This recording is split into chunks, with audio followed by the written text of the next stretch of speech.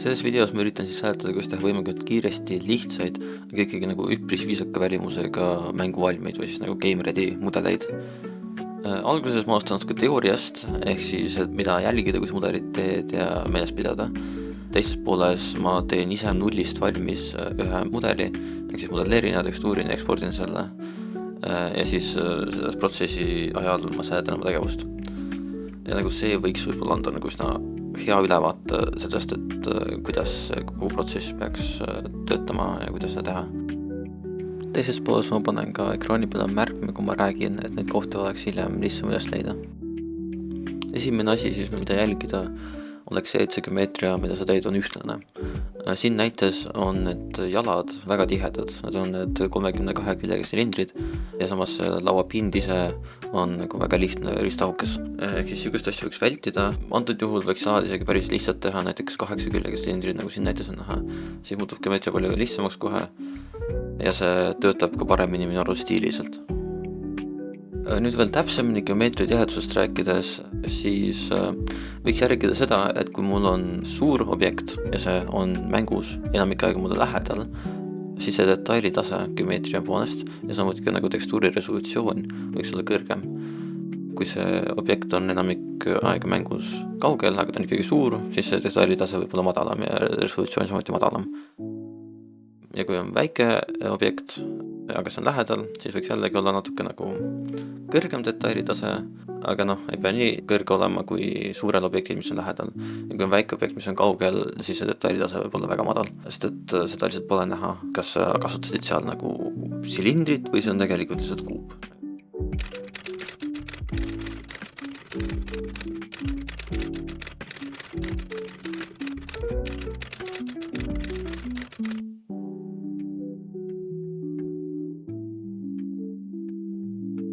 Nii, alguses on mul kõrval reference lahti. Ma soovitan nagu tungivalt kas või siuke lihtne reference lahti kõrvale.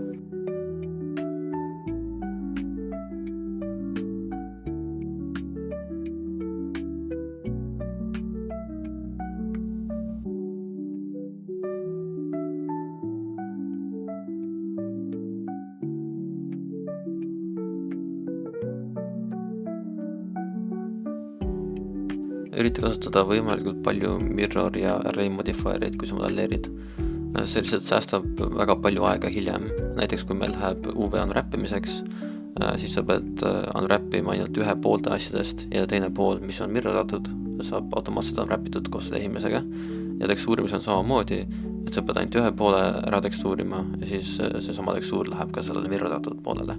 Ehk siis sa pead poole vähem tööd tegema. Kuigi jah, kui kasutada mirror modifierit, siis ikkagi peab natuke mõtlema. Peab meeles pidama seda, et mirror modifier algselt mirrotab selle objekti origini suhtes.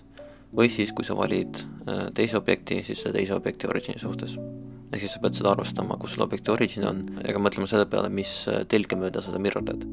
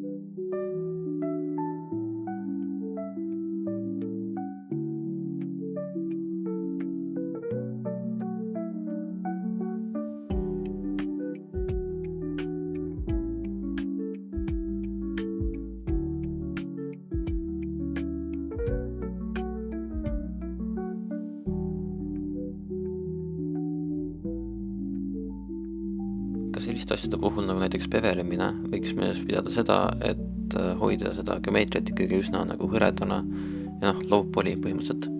Et kui sa peverid, siis hoia see peveri resolutsioon nii-öelda võimalikult madal.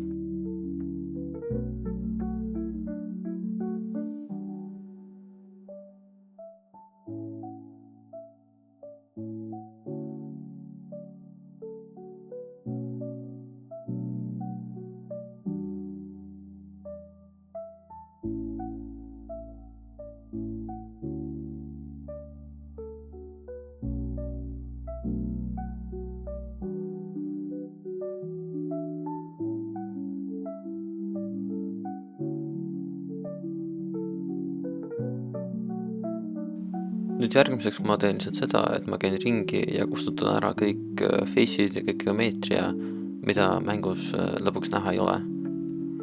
Selle point on lihtsalt see, et teha see UV unwrappmisprotsess kiiremaks, sest sul on lihtsalt vaja vähem siime teha ja lihtsam mõelda ka natukene.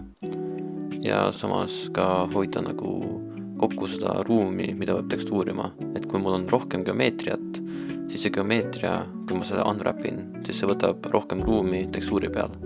Ehk siis mul läheb nagu natuke tekstuuri resolutsioonist raisku geomeetria peale, mida mul ei ole tegelikult mitte kunagi näha. Ja sellise geomeetria kustutamise jaoks on hästi mugav minu arust kasutada X-ray'd ja siis face select'i.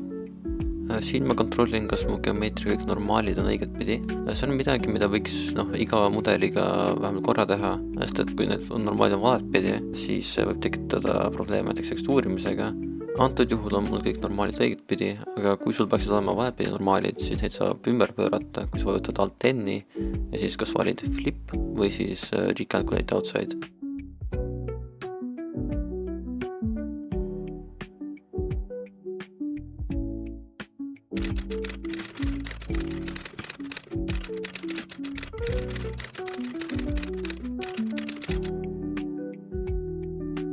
Ja nüüd, kui see mudel on valmis, kõik need nähtamata geomeetria on ära kustutatud, kõik tehtud, siis saab alustada selle UV unwrappimisega. See on minu arust mugav teha seal UV editimis workspace'is.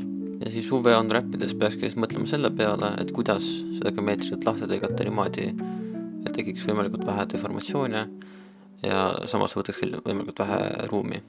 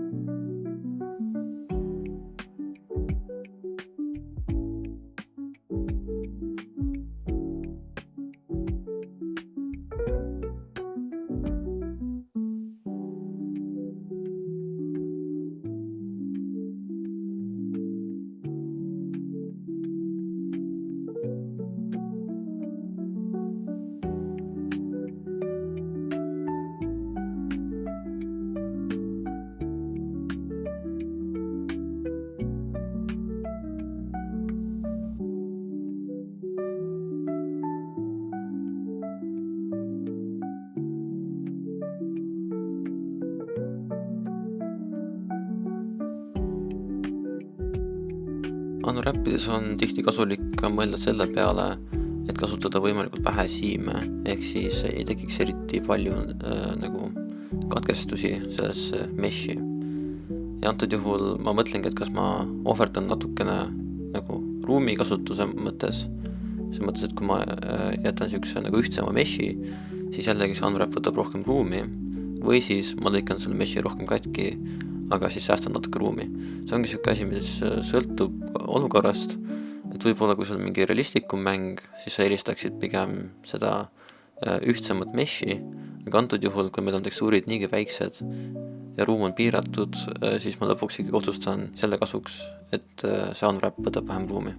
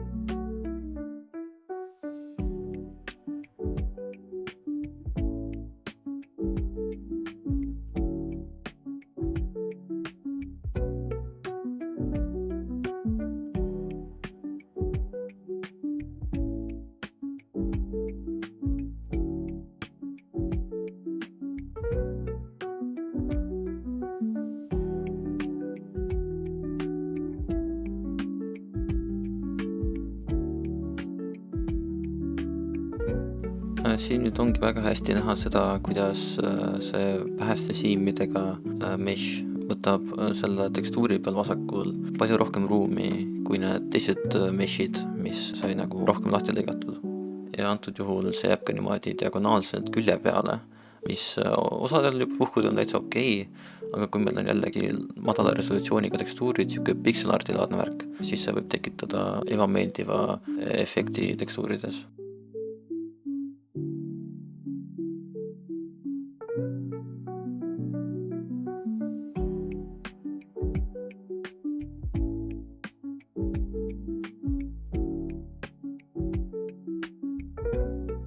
Kui kõik meshid on ilusti lahti lõigatud ja unwrapitud, siis võiks veel lõpuks teha selle, et nii-öelda saared, mis tekkisid, kokku pakkida.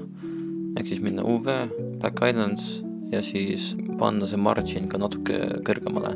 See tähendab seda, et nende saarte vaheline ala on suurem, mis on tähtis, kui meil on siuke hästi madala resolutsiooniga tekstuur jällegi. Samuti peaks selle rotation metodi muutma axis aligned.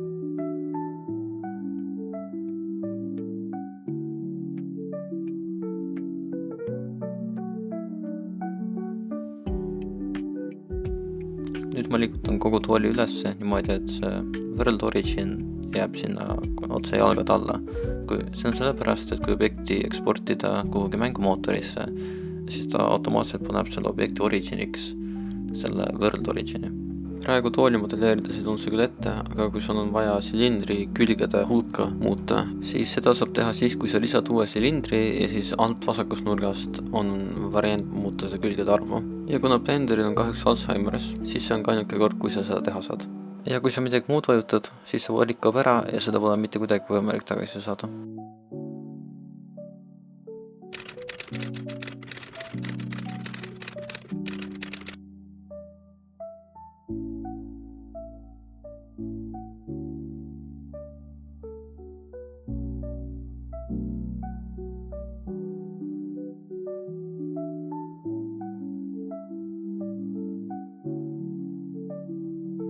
Alustage siis lihtsalt sellest, et sa teed uue materjali ja siis anna sellele uuele materjalile uus image texture.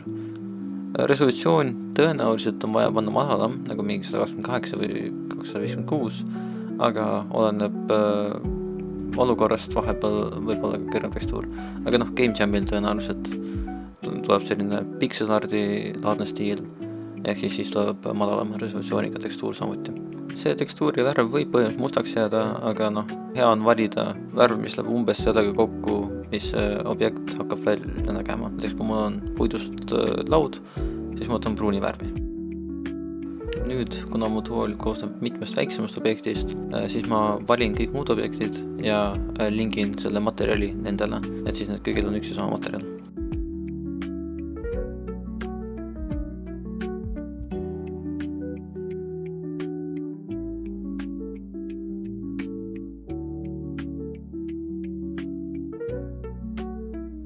Et paremini näha, mida sa teed, mine üles paremale ja vali Viewport Shading All Flat. Seal sa võid sisse lülitada ka cavity ja valida ka screen või world cavity. See toob selle objekti kuju natuke paremini välja.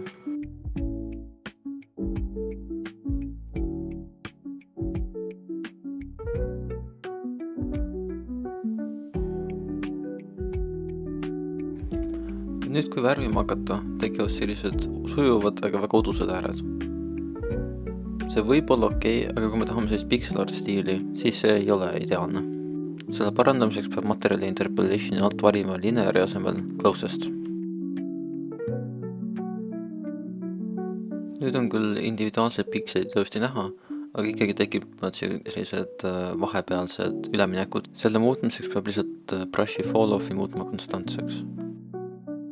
Jällegi, need on asjad, mida ei pea igas olukorras tegema, aga lihtsalt antud stiili jaoks, mida ma üritan saavutada siin, need on nagu ideaalselt seatud. Nüüd tekstuurides on väga mugav, kui sul on nagu graafikatahvel, sest siis saab näiteks pressure sensitivity ja sellist asjad. Aga see pole ka väga tähtis. Hiir ajab asja ära.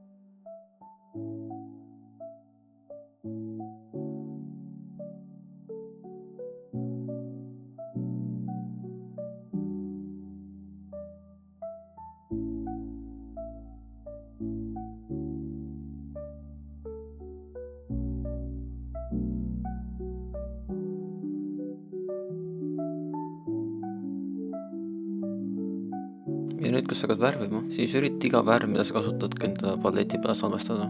Sest et siis sa saad seda pärast tagasi tulla ja ei teki selliseid ebaühtlusi, kus ühes kohas on kasutada natuke ühtesid värve ja teises kohas natuke teisi värve. Kuigi mõlemas kohas peaks olema sama materjal. Olenevalt stiilist on võib-olla hea mõte teha sellised praod ja asjad natuke tumedamad kui ülejäänud materjal ja ka võib-olla kulumist näidata natuke heledamate toonidega.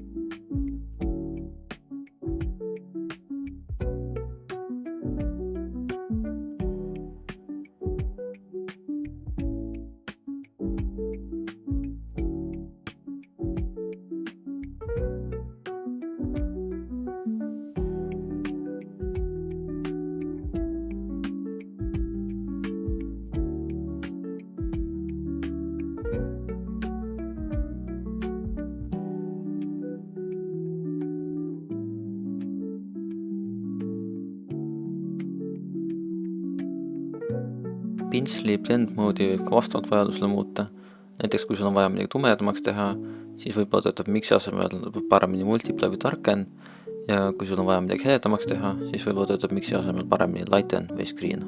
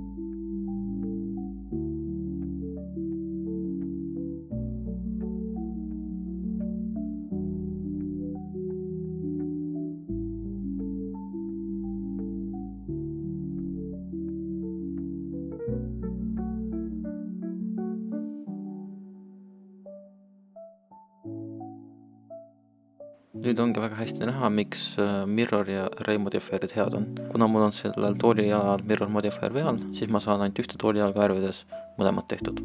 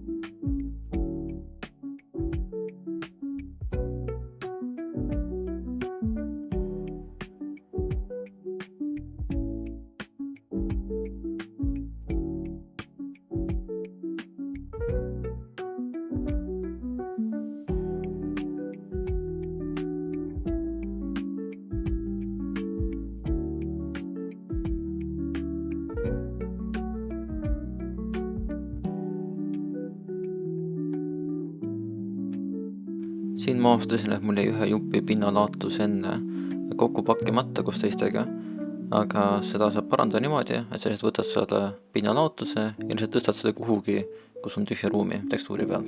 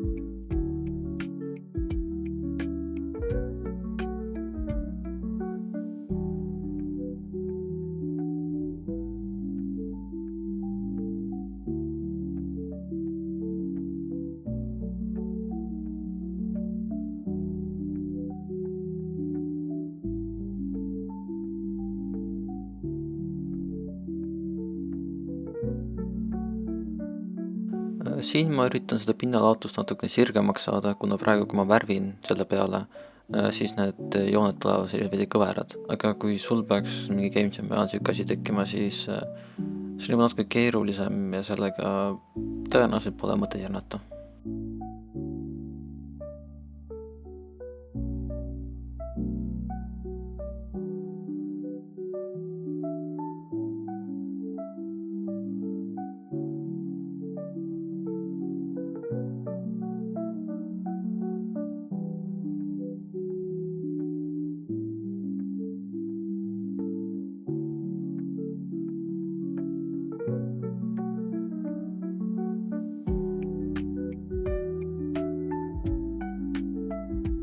Nüüd võiks ka kindlasti tekstuuri ära salvestada.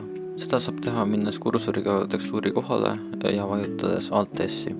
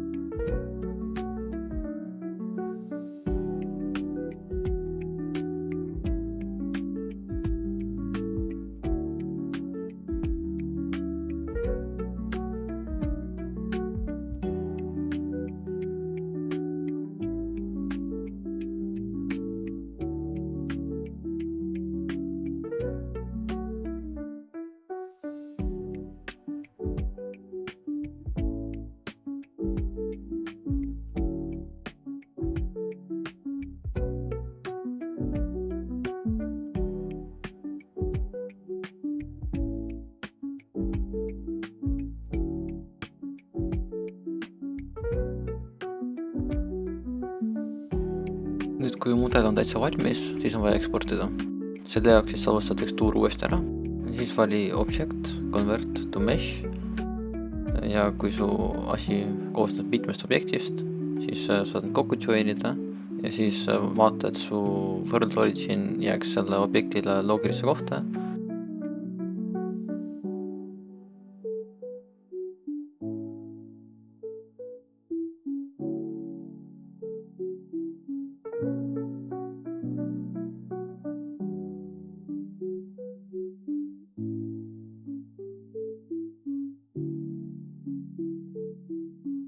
Järgmisena siis mine fail, export ja kui me ekspordime Godot'sse, siis vali GLB.